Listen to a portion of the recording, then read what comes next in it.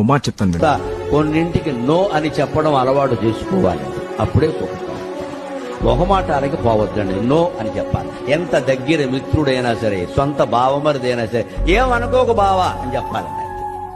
అంతేగాని బావమరిది కదా అని వాడి నోటు మీద మనం బెళ్ళ పెట్టి సంతకం పెట్టేసి మనం హామీ పెట్టామనుకో, శ్రీమద్ రమారమణ గోవిందో హరి. తమ్ముడు కప్పించినా సరే కాగితం రాయించుకోవాలి, అంతే లెక్క. ఎందుకంటే తమ్ముడు శాశ్వతం కాదు, కాగితం శాశ్వతం. తమ్ముడి మీద అనుమానం కాదు. అక్కడ అనొచ్చు, తమ్ముడు కాకపోతే తమ్ముడు భార్య అనొచ్చు. ఏమిటి మా మీ బావగారు అలా కాగితాలు రాయించుకుంటారని చెప్పాలి, తమ్ముడే చెప్పాలి. మా అన్నయ్యకి అంతా పద్ధతి, రాయించుకుంటాడే. అప్పుడు బయట వాడి దగ్గర తీసుకుంటే రాయివా, రా ఇక్కడ కూడా. ఎందుకంటే తమ్ముడు అన్నగారు వీళ్ళెవరూ శాశ్వతం కాదు, నా కాగితం శాశ్వతం.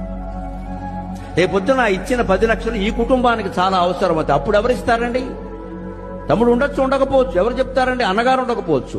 ఎవరైనా అబద్ధం ఆడొచ్చు. పరిస్థితుల మీద ఆధారపడి ఉంటుంది ప్రపంచం అంతా. ఏం శాస్త్రాల మీద ఆధారపడి నడవదు, పరిస్థితులు అండి. పరిస్థితులు ఎవరినైనా మాయ చేస్తాయి.